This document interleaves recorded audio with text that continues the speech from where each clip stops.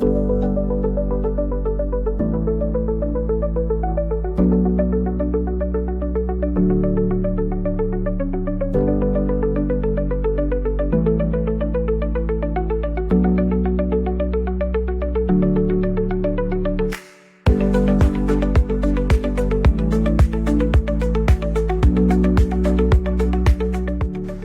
beautiful people.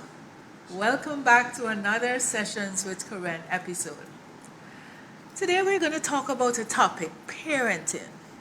Parenting today looks very, very different from even 10 years ago. We're raising children in a world of constant noise, social media, global uncertainty, and pressures that affect not just us, but our children also. For today's conversation about intentional parent, we're going to look at how we can raise emotionally secure children even in the middle of chaos. We'll talk about creating safe spaces at home, helping children manage big emotions, and what it means to be present as a parent.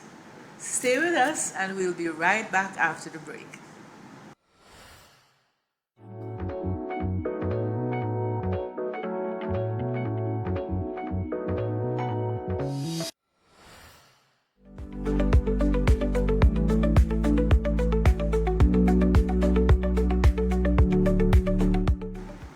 And welcome back to Sessions with Koren. Joining me today is Miss Harriet Warner. She's a counselor, a trainer, and a marketing professional who will be sharing her insights on intentional parenting in modern times. We'll be looking at the challenges, the strategies, and the opportunities parents face today as they raise children in an ever-changing world. Let's dive right in. Harriet, always a pleasure to have a conversation with you. Thank you so much, Koren. It's nice to be here. Thank you for your invitation. Okay, great. And this topic is so important, Yep. right? So the first thing I want you to mention to us is, what is intentional parenting? What does that really mean? The intentional aspect of it, yes. Okay, it's a new word. We play around with parenting these days. But intentional parenting would mean parenting with a purpose. Okay. And having a purpose as to how you're going to raise this child, develop a parenting plan. And one of the things that I want to set from the onset is that we are raising children to be adults. Yes. Because we're not raising children forever. We're raising them to be adults. At some point, we have to let go. At some point, we have to let go, and the parenting changes as they develop and as they grow. But to help you demonstrate, I left a gift for you. Did you gift notice? for me? Yes, a Okay. gift. So I strongly thank you. believe that children are gifts. Okay. And they come to us with a lot of different things inside. So I want you to take them out and to show the audience different things. All right, so we have a bar. They're sweet. Sweet. They come to us, they're very sweet. Oh, so they're sweet sometimes. They're sweet, when yeah. they want their back scratched. Yeah. All right, so we have a sweet candy bar. Okay. Yeah. So keep going. There are lots of stuff in there.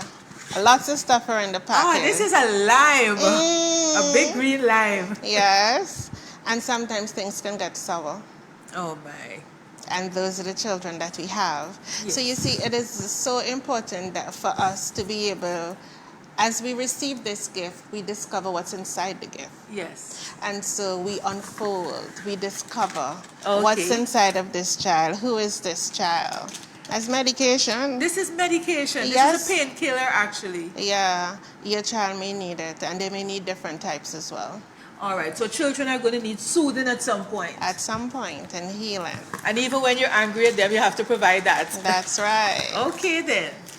Oh, we have a snack pack here. Right, because sometimes they can be crunchy. You know, children come with different personalities. Okay. And so it is not for us to decide that, they're all sweet. Yes, we agree that all our children are sweet. Yes. And so as the child grows and develops, you begin to discover different things about their personality, different things about how their brain is wired, etc. and stuff like that. All right. What do you have? We have two more. Yes, sure. I'm trying to figure out which one to take out first. This is a hot pepper. A hot pepper. Some children can be stubborn. Okay. It can be difficult to deal with. Yes. And so I don't want us to go away today thinking, yes, they've always come packaged, always for generations. And so the challenge today is for us to discover what's inside of the package. Okay. Rather than using what we see on social media, what we see floating around as that this is the child I want to raise. You have to raise the child that you have. Okay. Very important. So we want to be intentional. Intentional. The Yeah. last thing is a little packet of ketchup. Yeah, a little condiment. Sometimes we add a little bit of Okay. things to make it good. But always remember that children, they're a gift. They're special.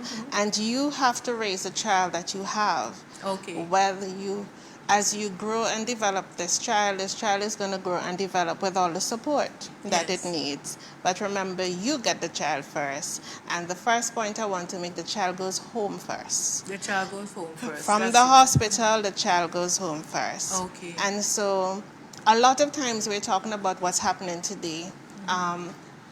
The children are not necessarily that different. The social settings have changed. Okay. And how we do things must change as well. Okay. And so the children, they adapt to the changes really quickly. But that depends on what we expose them to and how we develop them. What's the type of child that you have? What's your personality as a parent? So as we go on, I also want to look at those two areas.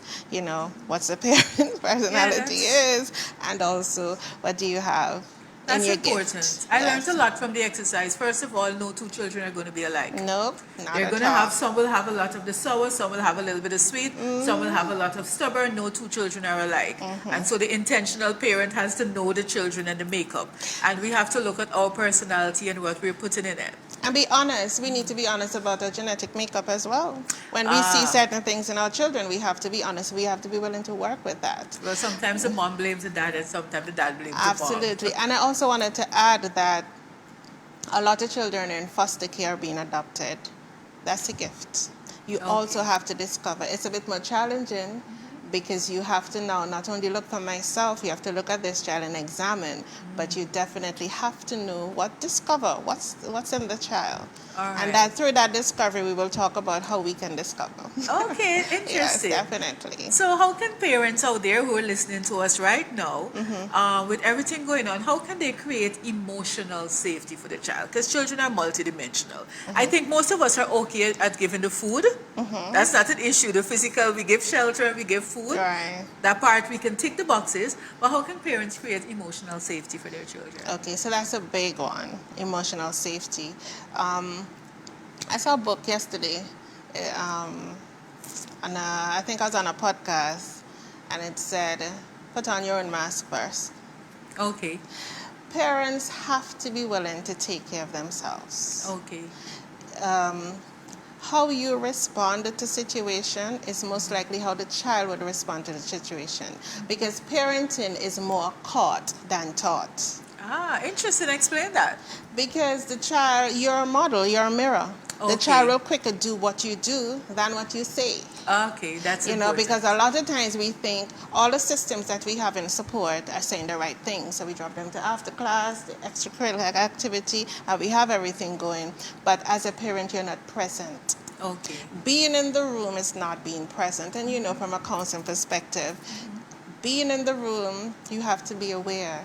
You have to be listening to their nonverbals, especially when we jump the broom and go to the teenagers. They are speaking to us nonverbally through their choices, through different things. And so it is so important for parents to be emotionally stable. How you respond to a crisis is how the child will respond to crisis. So, for example, some persons may have had trauma issues in the past. It's important to seek help and to deal with those situations. It's also important to grow with your child. As a person, as you're discovering the child, you know what you need to do. You have to build yourself up. And we can use the same changes. The online world has all the resources. So if we notice, we can type in, how do I deal with a strong-willed child? How do I do that? And ask the systems that exist. Okay. A lot of time people say, oh, we don't have any help and we don't know what to do. Just ask a question. Yes. Ask the nurse, ask your teacher, ask the guidance counselor, Pastor. ask your pastor. Okay. You know, ask for help. Ask your coach if you're into sports, Yes. you know, and they will either point back to the parent or point to a particular resource, and that's opens a door so that you can know what I need to do. But never sit Okay. down and say that I don't have any help. All you know, right. your child is spiraling, there's a lot of emotion. Very often we don't want to admit what we see is the truth. Yes, I've noticed that some parents are in Yes. denial. They're in denial. They're not at that place yet. And so seeking help and getting support is really important. Okay. And I'm not only talking about professional support, because I know somebody's listening going to say, but I don't have any money for a counseling session. But we have a lot of people who have done parenting well and they have experience. And we have a lot of elderly people.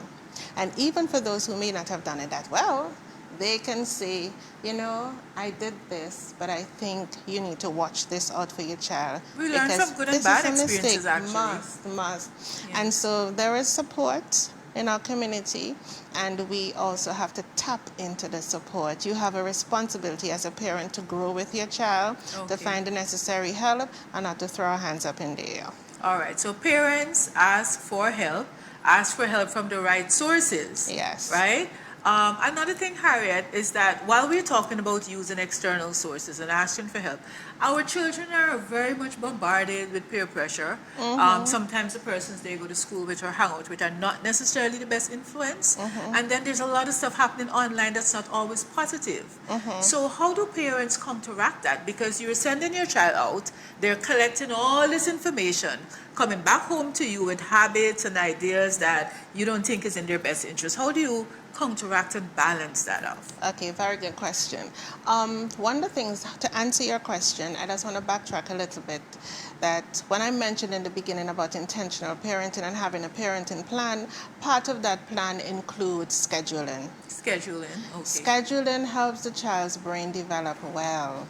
That manages time.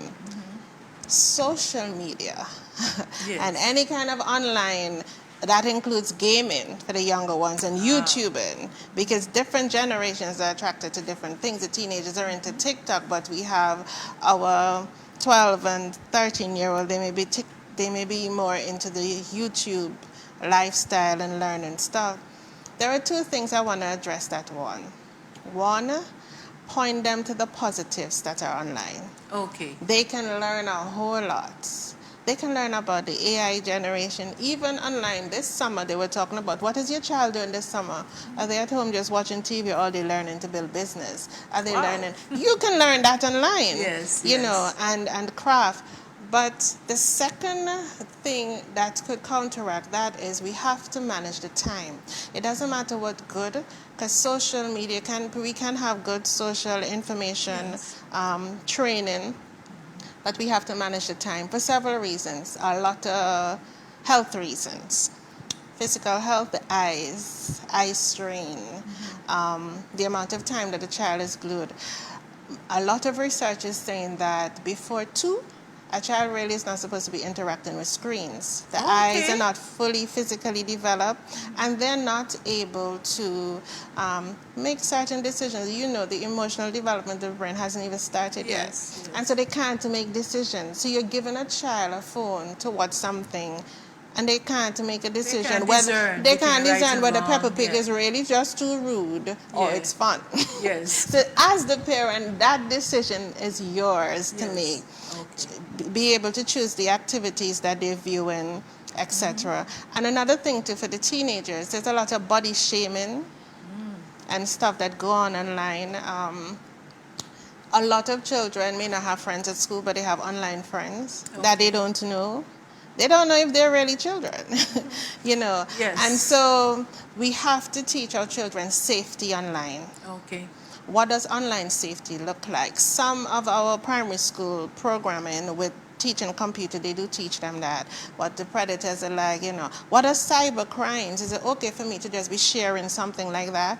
The Electronics Crimes Act is actually online. So if you're listening and you type in Electronics Crimes Act, you can know why you shouldn't share a fight, why you shouldn't share a nasty video, because you become part of the crime. Yes, All that right. is true. And so before you're going to expose your child to that, expose them to the information. Teach. Use your opportunities and the questions that they come home with as teachable moments. Yes. And so there is, and I call it the hidden curriculum, that onslaught that comes home from social media, from anywhere really.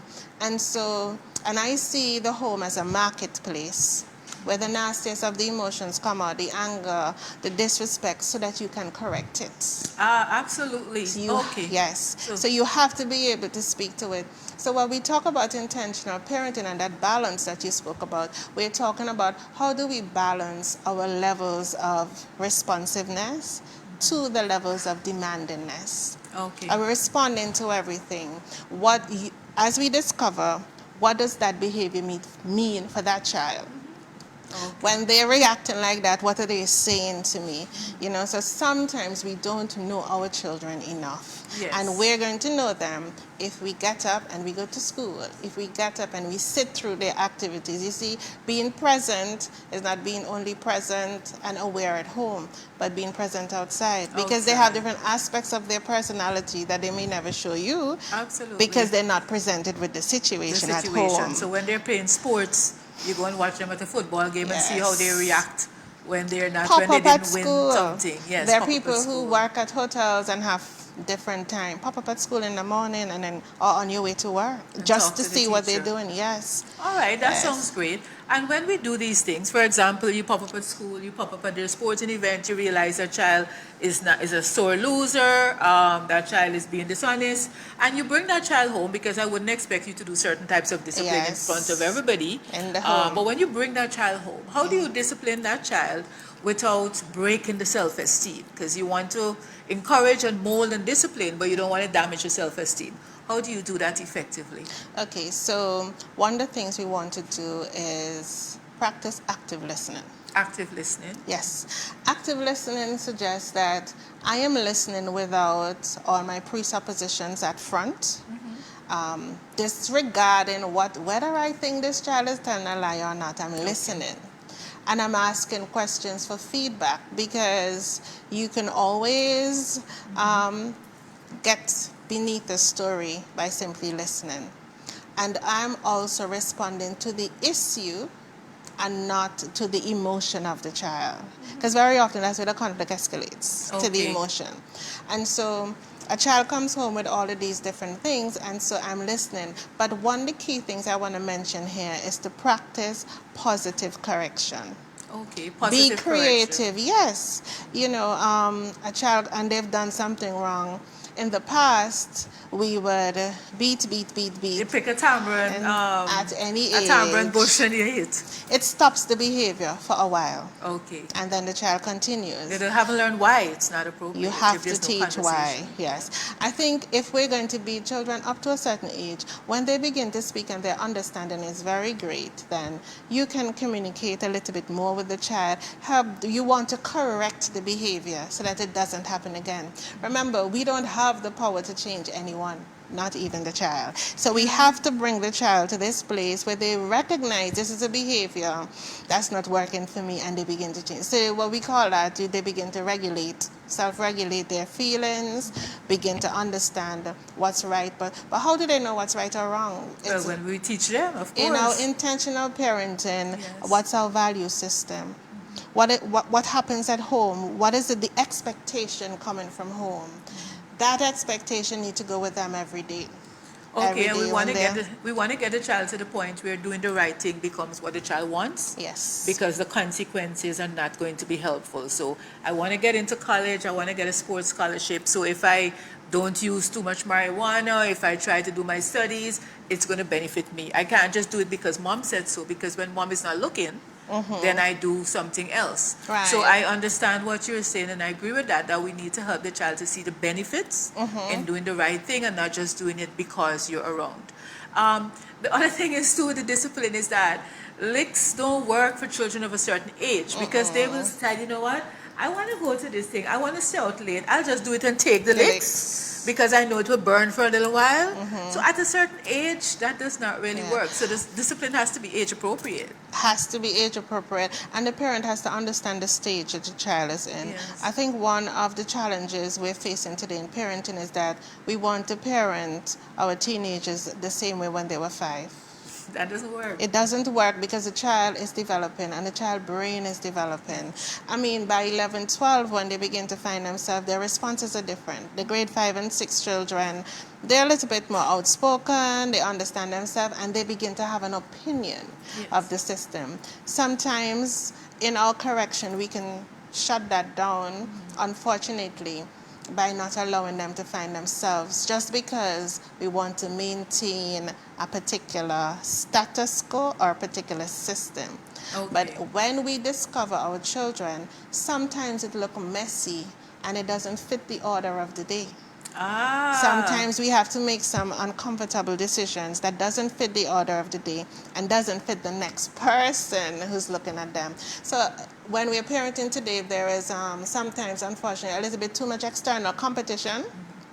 And in that external competition, we are parenting our children to meet those situations. Okay. Instead of sticking to our values, as you said, what are the goals? What are our expectations coming from home? What are the goals for you? You need to teach your child what to expect in their next stage of development. And so we'll talk about that some more.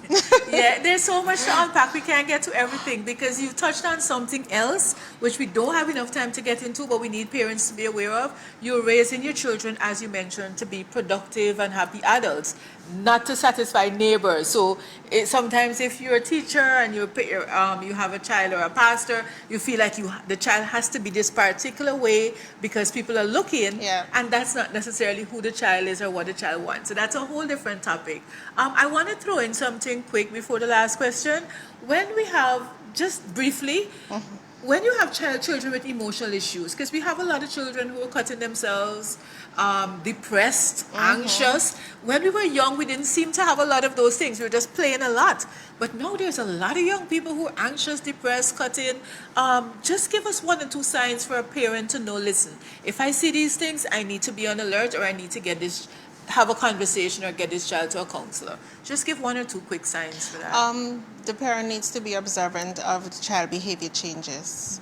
Once the behavior change, you begin to ask questions and tap into, try as much as possible to have open relationship where you can access the room or screw off the door. So you know what they're listening to, the type of music they're listening to, what are their influences. You're supposed to know who their friends are, and that will tell you a lot about the child. Absolutely. But when children become very withdrawn, or you notice you're speaking to them and they're not talking about the issue, or they're accustomed to go with their friends and they're not going, you begin to ask questions and to tap into to see, what's happening, why you're so withdrawn, how come you're not talking. And you can't take the first bet. I talked to the child didn't respond. You are the parent, you have to pursue. You're the one that understands what was in the gift, so you understand, how do I speak to this child better than anyone else? And so you have to ask those questions. And as you probe, you're either going to have a child who's going to break down, and you would recognize the type of help that you may need, or ask a question to the type of help you may need. But you need to be vigilant. You have to look for marks, scratches, razor marks, and the hoodie culture. That's hoodie, when they're covered so much. Yes, what are in they the hot hiding? sun. Right. Yes, definitely. And you don't embarrass the teenager. Take them by themselves quietly, speak to them. When we speak to children, we have to listen.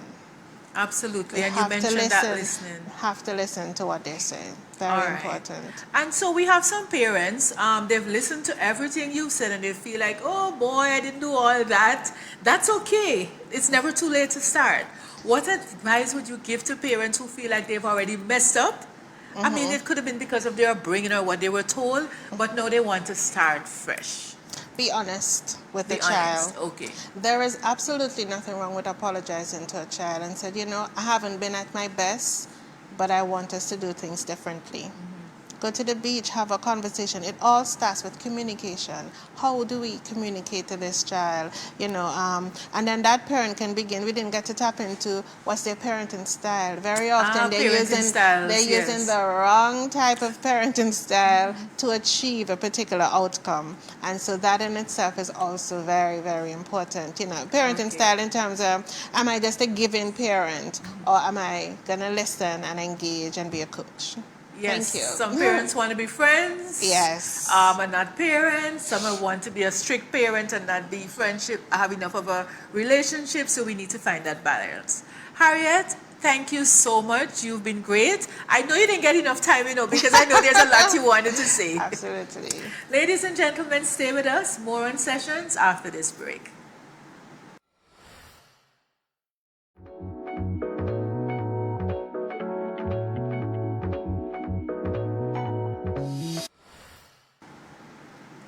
Parenting isn't about perfection. We're not going to get it all right. It's about presence. Here are 5 powerful reminders for raising emotionally secure children in today's world. Connection is always more important than correction. Kids need to feel heard before they can hear you. It's also important to validate their feelings. You don't have to agree, but acknowledging their emotions builds trust. Routine builds a level of safety. In a chaotic world as the one we live in right now, consistency at home is very grounding for the child. Model what you want to see. Children watch more than they listen. So it's not about just do as I say, they also do what you do. Another thing, parents, is to prioritize quality time. It doesn't have to be hours, just intentional minutes that say to that child, you matter.